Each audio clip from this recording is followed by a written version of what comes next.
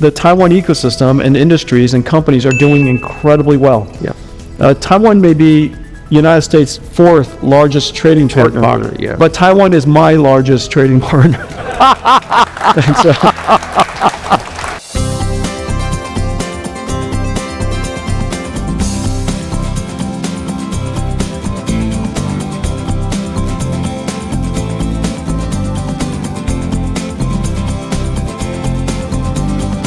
I want to thank you and Wistron, our partner and friend for over 2 decades. Yep. We started this AI journey with friendship, with your friendship and building these incredible systems.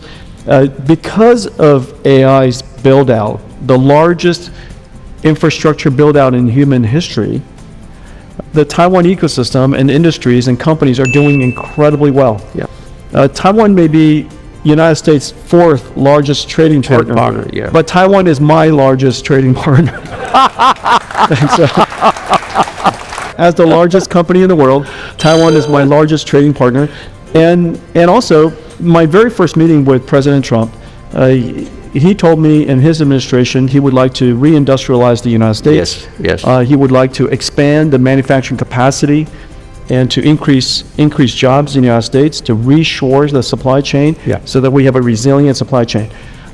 Without the partnership of Taiwan, without the partnership of TSMC and Wistron, we wouldn't be able to do what we are doing today. So for that, I'm incredibly grateful.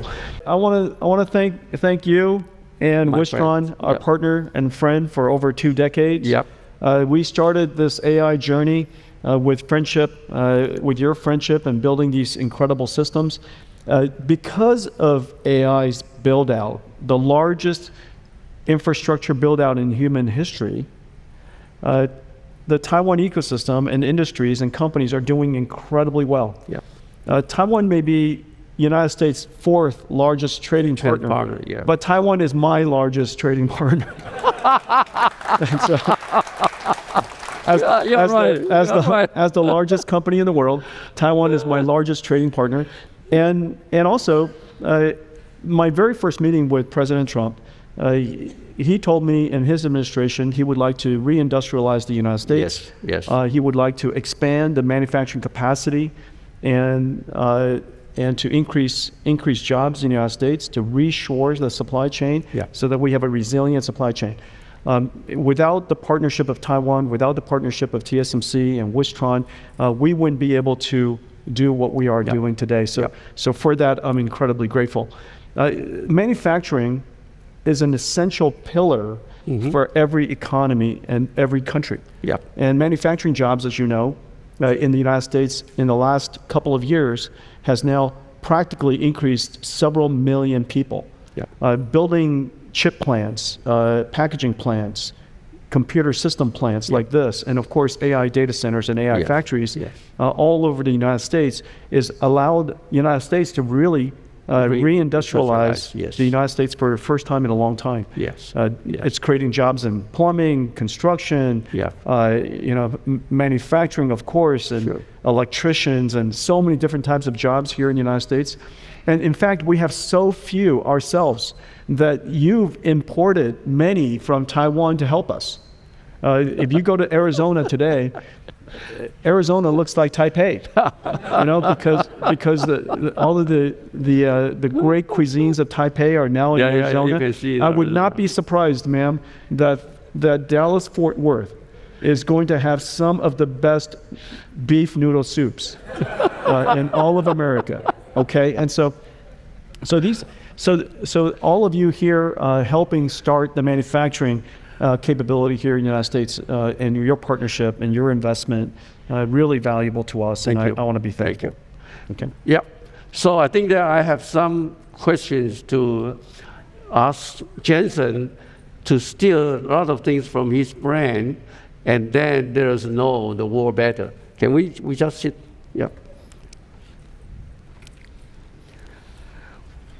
We were safer standing. Just No, anything can happen now. This is okay. Anything can happen. Well, let me start with if we're looking forward for the next 5-10 years, then how do you envision the global AI landscape, involving. Particularly, we are now talking about the transition from data center to AI factories. What Simon just said is really important to observe. The data centers of the past were called data centers because they store pre-recorded information. We would take pictures, we would take videos, we would type down stories, we'd describe the news, and we would store it in data center files. And then when somebody calls upon it on a phone, it would retrieve the information and present it to you on a phone.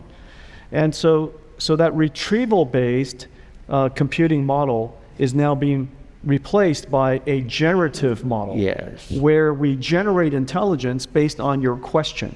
So instead of doing search, we now just ask it a question, and it would go off and do the search. It would read the stories. It would reason about what best way to present the answer to you. Maybe it even writes a story, generates an image, creates a table, right? And answers you according to what is the nature of your question. And so it applies intelligence.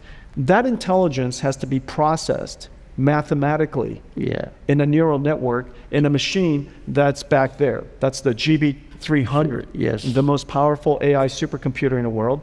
It has 1.5 million parts inside. These robots have to assemble 1.5 million parts. It's 2 tons, $4 million, and we're producing them, like phones, and right here in Wistron. And so we crank it out in volume because the world needs all of these machines to drive the intelligence infrastructure. AI is highly misunderstood. People see AI, the user interface of AI, of course, is the chatbot, the web browser, that website. However, inside, it's important to realize AI is actually a whole new industry. AI is incredibly important to the energy industry. Look at all of the energy stocks. Look at the energy companies. They're all doing incredibly well. This is the first time in human history where we could invest in sustainable energy without contribution from the government, without subsidies, because the market dynamic itself would invest in sustainable energy. We can upgrade the power grid. All of that possible because of the market above has the incredible capacity to fund it. So the energy level is being reinvented. The chip industry, of course, as you know, we don't have nearly enough chips in this future of generative computing. Retrieval computing, it was about the right size, growing about 25% per year. All of a sudden, we need supercomputers between you and the file that's in the data center. And so the amount of chips that we need probably increased by 10 times. That's the next layer. The layer above that is infrastructures, data centers. This is the new factory. This is the new factory of the future. And these factories, the modern versions of them are incredibly energy efficient. It's sustainable. It barely uses as much water as a swimming pool. All of the water is recirculated through passive energy and thermal cooling systems. And so all of the liquid is recirculated. None is lost. And so these modern factories are incredibly sustainable, incredibly energy efficient, and is good for the environment. And of course, what creates around it is large amounts of jobs. It's now created several million manufacturing jobs, construction jobs, electrician jobs. The above that is where the AI model is. That's the layer that everybody sees. But the most important layer, ultimately, is how the AI technology, the AI models are diffused into all of the industries, right? Healthcare and transportation and manufacturing and finances and health, education and scientific research. All of the different diffusion of the technology into the industries. That's ultimately where the big win is. And so AI is every aspect of that, and we're in the middle of transforming it all. So when you talk about token, actually AI factory manufacture tokens. Now token become a huge industry already. people, spend money to use, hundreds of thousands of tokens, and they really enjoy that, right? My second question is, when we move into... And it's so strange. We say tokens has value, and most people have a hard time understanding that. The tokens, so you know, what comes out of that machine is trillions and trillions of tokens. Yeah. And these are numbers. We call them tokens, but they're basically numbers. These numbers become words. It becomes poetry. Yeah. It becomes answer to your questions. Yes. It becomes an image, songs. It could, right? Whatever you want it to be. Yeah. And so it's generating all of this content. Yes. It's not illogical that tokens have value. And in fact, humanity is largely token driven today. When you watch Netflix, every one of those pixels came from a token. Yeah, that number, we paid, this weekend I paid $24.99 for a movie. And I don't know how that translates to, a few billion tokens. Yeah. And I enjoyed it. Yeah. Okay. So humanity is largely driven by tokens today. And now we have tokens that are not movies. We have tokens that's intelligence. Yeah, okay. Very simple idea. Yeah. My second question is, when we are moving to an era that the AI adopting and also the computing intensity are scaling up exponentially, how this will, shape the future industries? Well, every single company will be a technology company in the future. Yeah. So today, a law firm is low CapEx. Mm-hmm. The only energy they need is coffee and hamburgers, right? And so they use calories to translate into intelligence. In the future, it will be a higher CapEx industry. Yeah, okay. And I just give you an example of a very small industry, legal. Yeah.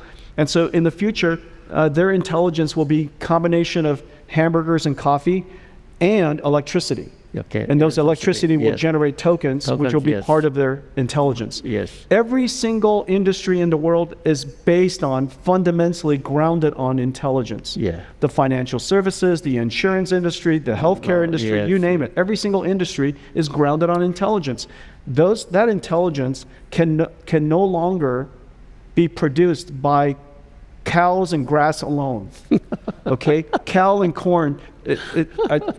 Steaks will still be extremely important. Don't get me wrong. Yeah. Especially here in Texas. Yeah. And so we'll still need lots of cows and corn, but it'll be augmented by tokens. Yeah. And so when you think about it from that perspective, you now realize just as agriculture is a fundamental infrastructure of society, in the future, these AI factories will be a fundamental infrastructure of society. It's a very sensible thing. Doesn't it make sense? Yeah. Today we have roads and agriculture and railroads.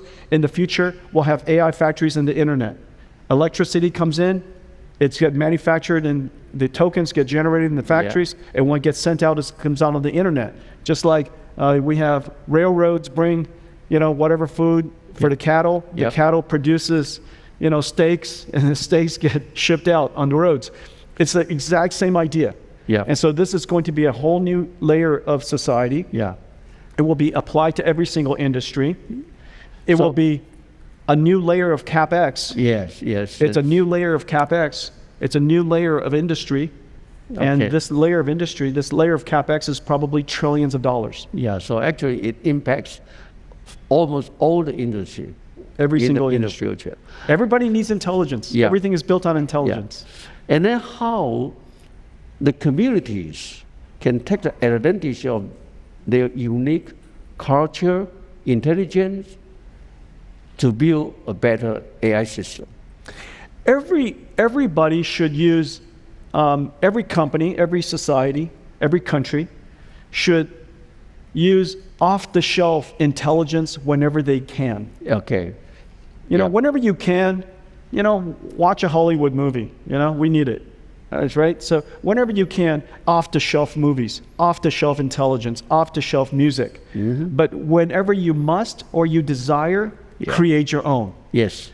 No country can outsource its intelligence. Good. No company can outsource all of its intelligence. And also culture. No society can outsource its culture. Yes. You cannot take your culture, your intelligence of your country, your company, yourself, and think that you can outsource all of it. You want to import as much intelligence as possible.